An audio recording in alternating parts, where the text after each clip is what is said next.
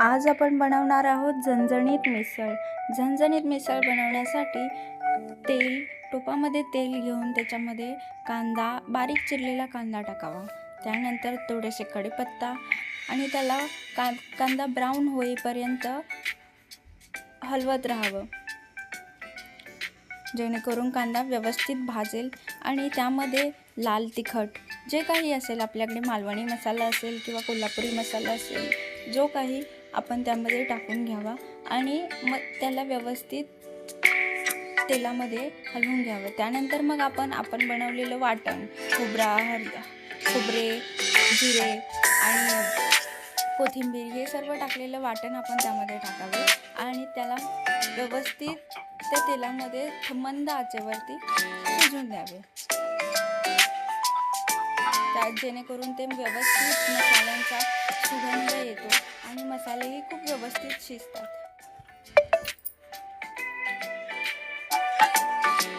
त्याला संपूर्ण हलवून एकजीव करून घ्यावं, जेणेकरून ते मसाले त्याला वरती थोडंसं तेल येतं. हे बघा, आपल्या इथे वरती तेल आहे. त्यानंतर मग त्याच्यामध्ये हळद टाकावी, चवीनुसार मीठ टाकावं.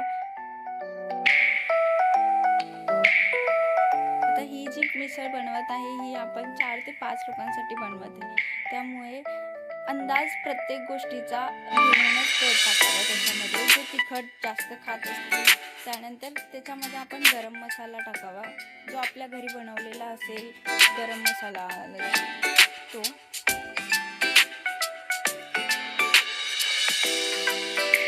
त्यालाही मस्त त्या वाटण केलेलं त्याच्यामध्ये मस्त हलवून घ्यावं आणि त्याला एकजीव करावं.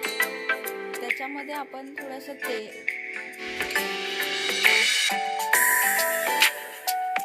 थोडा वेळ मंद आचेवरती याला असंच व्यवस्थित ठेवावं. त्यानंतर जो आपण वाटाणा शिजवून घेतलेला आहे तो त्याच्यामध्ये टाकावा. सफेद वाटाणा भिजत घालून त्याला एक कुकरमध्ये शिजवून घ्यायची, म्हणजे जेणेकरून तो मस्त शिजतो आणि लवकर मिसळ तयार होते. जास्त वेळ वाटाणा शिजण्याला लागत नाही.